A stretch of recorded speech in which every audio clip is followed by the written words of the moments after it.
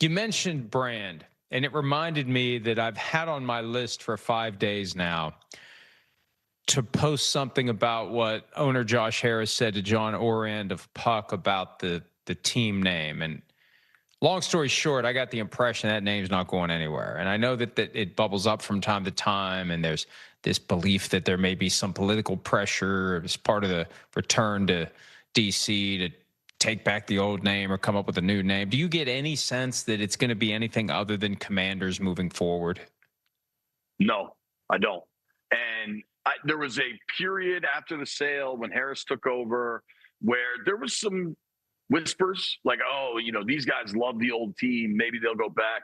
I think the success they had last season, just think about what happened in the DMV with the Washington brand. The way it declined was so significant. I have young kids. I always anecdotally tried to notice how many kids are dressed up as a Washington football player on Halloween. And there were years where there was just none. You'd see a lot of Alex Ovechkins on Halloween or whatever.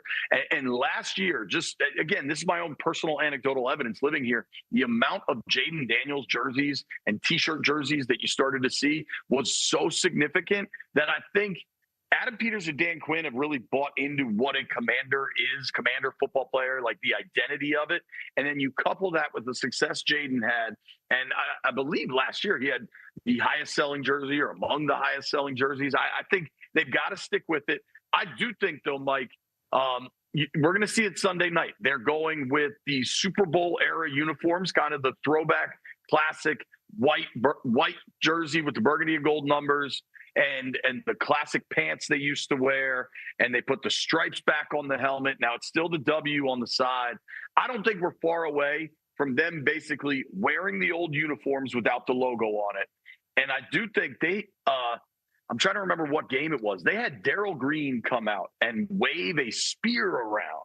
And it started with this chant that was "Raise Hail," which is what they're trying to push now. And I think they're trying to thread the needle where they can really embrace the history of the franchise. What is a really proud history. This was a good football organization for a long time where they embrace the history of the franchise, but tell everybody, honestly, the name is Commanders.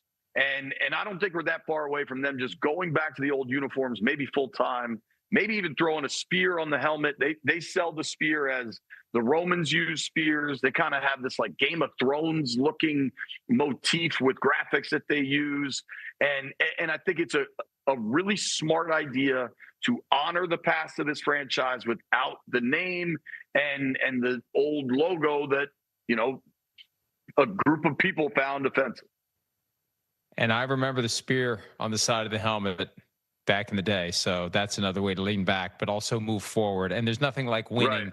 that will make that name more palatable to all the fans. All right, JP, thanks so much for some of your time, or thanks for so much of your time. Either way, it works.